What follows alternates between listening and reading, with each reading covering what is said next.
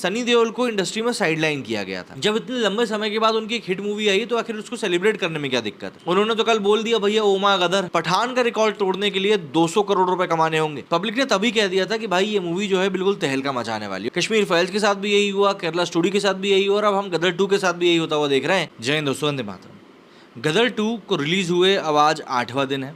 पिछले शुक्रवार को ये मूवी रिलीज हुई थी और क्या गाजे बाजे के साथ रिलीज हुई थी। मतलब हम सभी ने एक तरह से इतिहास को बनते देखा है।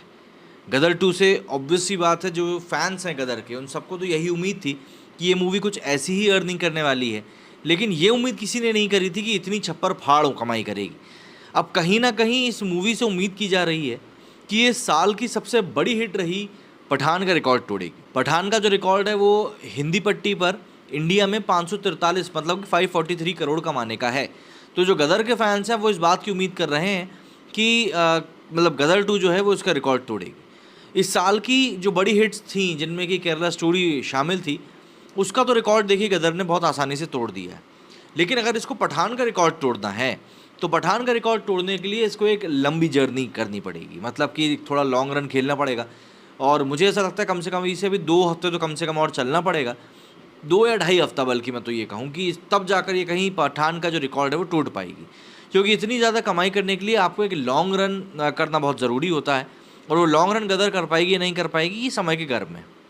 लेकिन इस बीच में कई सारे हमारे दोस्त जो हैं वही लोग जो पठान के सपोर्टर्स हैं, तो देखिए उसमें कोई बुराई नहीं है। आप लोग जिस तरह के कमेंट कर रहे हैं, लेकिन वो चीज़ तो थोड़ी है वो थोड़ी ठीक नहीं लग रही। मतलब कि यहाँ पर हम लोग ज़रूर बात कर रहे हैं कि भाई गदर 2 ने इतना कमा लिया उतना कमा लिया और पठान के इस रिकॉर्ड को तोड़ दिया, लेकिन यहाँ पर पठान को लेकर कोई बुराई नहीं है। पठान ने जो किया वो अपनी जगह पर ठीक है भाई। फेक कलेक्शन लोग बोलते हैं, लेकिन हम तो कलेक्शन की ही बात कर रहे हैं। तो ऐसे में हेट्रेड को लेकर आना बीच में कहीं ना कहीं वो बिल्कुल जस्टिफाइड नहीं लगता है। अभी कुछ दिनों में जवान रिलीज़ होगी, हम उसकी भी बात करेंगे। जवान रिलीज़ होगी तो ऑब्वियस ही बात है उसका कलेक्शन भी अच्छा ही होगा, तो हम उसकी भी बात करेंगे। तो यहाँ पर एक नफ़रत को लेकर आना मुझे ऐसा लगता है शायद सही नहीं होगा। एक हेल्दी कॉम्पिटिशन हम लोग रखें वो ज़्यादा ठीक रहेगा। और देखिए बात ये भी है और ये सच बात है कि सनी देओल को इंडस्ट्री में साइडलाइन किया गया था। एक समय था जो सनी देओल की तूती बोली जाती थी, लेकिन फिर क्योंकि कहीं ना कहीं कुछ एक चीज़ें हुई जिसके कारण ये सुनने में आने लगा कि नहीं भैया उनको साइडलाइन किया गया। अब साइडलाइन किया उसमें कोई दिक्कत नहीं है, लेकिन जब इतने लंबे समय के बाद उनकी एक हिट मूवी आई तो आखिर उसको सेलिब्रेट करने में क्या दिक्कत है। हम ये क्यों कह रहे हैं कि नहीं भैया इस इंसान की तो कई सालों से अच्छी मूवी आई नहीं। ऐसे में तो कई सारे सितारे ऐसे भी इनने 5-5 साल से भी मूवी नहीं करी थी। तो कहीं ना कहीं ये एक ऐसा डिफरेंस है जो कि शायद कभी ख़त्म नहीं होगा। तू मैं अगर हम शुरू करेंगे तो ये चलती ही जाएगी और ये कभी इसका एक हमें अंत नहीं देखने के लिए मिलेगा। अब जब हम बात करते हैं किसी भी मूवी के बारे में तो ऑब्वियस सी बात है उसमें कई सारे फैक्टर्स होते हैं जो कि इन्वॉल्व होते हैं और उन सभी फैक्टर्स को कहीं ना कहीं हमको अंडरटेक करना पड़ता है। जैसे कि यहाँ पर सोलो रिलीज़ की हम बात कर लें, नंबर ऑफ़ स्क्रीन्स की हम बात कर लें, फेस्टिवल टाइम है कि नहीं है उसकी बात कर लें, टिकट के रेट्स की बात कर लें। बहुत सारी चीज़ें होती हैं जो कि कहीं ना कहीं एक मूवी को हिट कराने में या फ्लॉप कराने में अपनी रोल जो है अदा करती हैं। इसके बाद अक्षय कुमार जिनकी साथ में ही मूवी रिलीज़ हुई है गदर के, उन्होंने तो कल बोल दिया भैया ओ माय गदर, क्या मचा के रखा है। मतलब अक्षय कुमार खुद इस कंपटीशन को एक हेल्दी कंपटीशन की तरह ले रहे हैं। और ठीक ऐसा ही उन्होंने बच्चन पांडे के टाइम पर भी किया था, जब कश्मीर फाइल्स के साथ में बच्चन पांडे रिलीज़ हुई थी और कश्मीर फाइल्स की सुनामी में बच्चन पांडे का पता भी नहीं चला था कि आखिर वो कहाँ निस्तो नाबूद हो गया।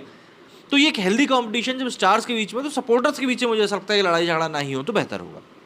अगर हम लोग बात करें अब गदर की, तो भाई गदर 2 का जो कलेक्शन है वो अभी भी काफ़ी हेल्दी तरीके से आगे बढ़ रहा है। दूसरे वीक में अब इसका कलेक्शन एंटर कर चुका है, ऑलमोस्ट 300 करोड़ की दहलीज पर ये मूवी पहुंच चुकी है और पूरी उम्मीद जताई जा रही है कि आज जो इसके कलेक्शन निकल कर आने वाले हैं उन कलेक्शंस के बाद में ये मूवी उस दहलीज को भी पार कर लेगी, जो कि इवेंचुअल सी बात है आने वाले दिनों में इस मूवी के लिए और भी ज़्यादा स्ट्रॉन्ग होल्डिंग को बढ़ाएगी और कहीं ना कहीं एक ऐसा ग्राउंड तैयार करेगी जो कि इस मूवी को हिट बनाने के लिहाज से काफ़ी ज़्यादा महत्वपूर्ण रहेगा।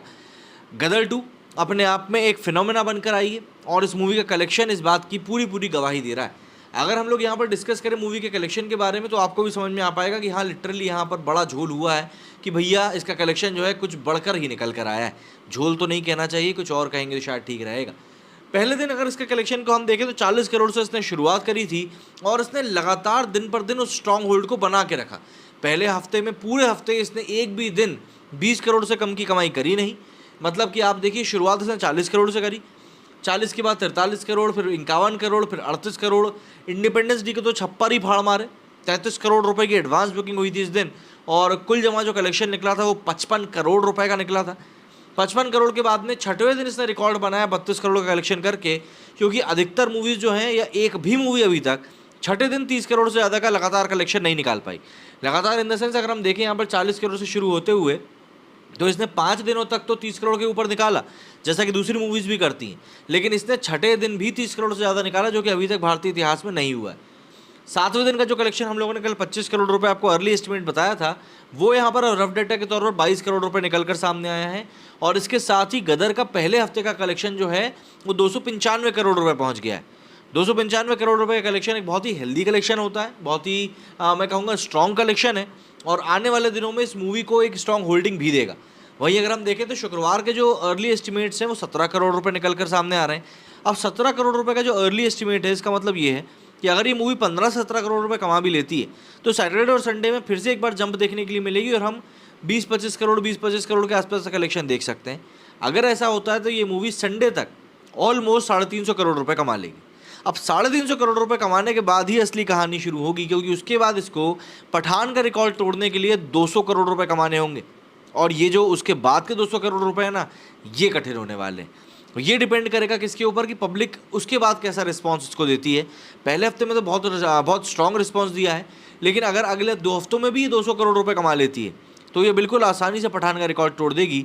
लेकिन फिलहाल तो ये कहना थोड़ी जल्दबाजी हो जाएगी कि ये पठान का रिकॉर्ड तोड़ पाएगी या नहीं। ऑब्वियस ही बात है, कई सारे फैक्टर्स हैं जो कि एक मूवी को हिट कराने में या फ्लॉप कराने में, जैसा कि मैंने आपको शुरुआत में बताया, कि रोल प्ले करते हैं।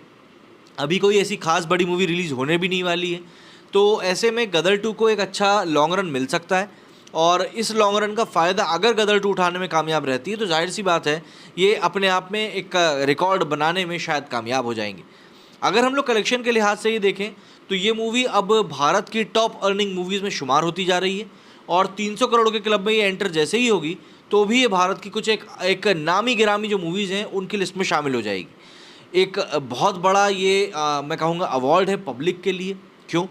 क्योंकि पब्लिक ने जैसे ही इसका ट्रेलर आया था और वो लाहौर का दामाद आया है वाला डायलॉग वायरल हुआ था, पब्लिक ने तभी कह दिया था कि भाई ये मूवी जो है बिल्कुल तहलका मचाने वाली है। और देखिए इस मूवी ने किया भी वही है। इस मूवी ने लिटरली तहलका मचाया है, और ये तहलका कितनी दूर तक जाएगा इसका अंदाज़ा अभी हाल फिलहाल में लगा पाना तो काफ़ी ज़्यादा मुश्किल है। लेकिन अगर हम लोग इसका अंदाज़ा लगा पाए, तो भैया सीधी सी बात है, ये अपने आप में ही एक बहुत बड़ा कीर्तिमान बनाने जा रही है, और लोगों के दिलों पे तो देखिए ये राज कर ही रही है। सनी देओल ने एक बहुत ही अच्छी मंशा के साथ इस मूवी को बनाया है, बहुत अच्छे इमोशंस के साथ बनाया है, और पब्लिक कह रही है कि यहाँ पर ये मूवी एक बाप बेटे के रिश्ते के बारे में। देखिए जब जनता किसी मूवी से इमोशनली कनेक्ट हो जाती है ना, तब उस मूवी की जो एक रफ्तार रहती है उसको रोकना काफ़ी मुश्किल हो जाता है। कश्मीर फाइल्स के साथ भी यही हुआ, केरला स्टोरी के साथ भी यही हुआ, और अब हम गदर 2 के साथ भी यही होता हुआ देख रहे हैं कि पब्लिक जन आंदोलन की तरह इस मूवी को देखने के लिए जा रही है, ट्रैक्टर भर भर के इस मूवी को देखने के लिए जा रही है, और जाहिर तौर पर ये मूवी इसीलिए काफ़ी ज़्यादा लोगों को पसंद भी आ रही है। मेरी सुनी फिलहाल इतना ही। जय हिंद, जय भारत।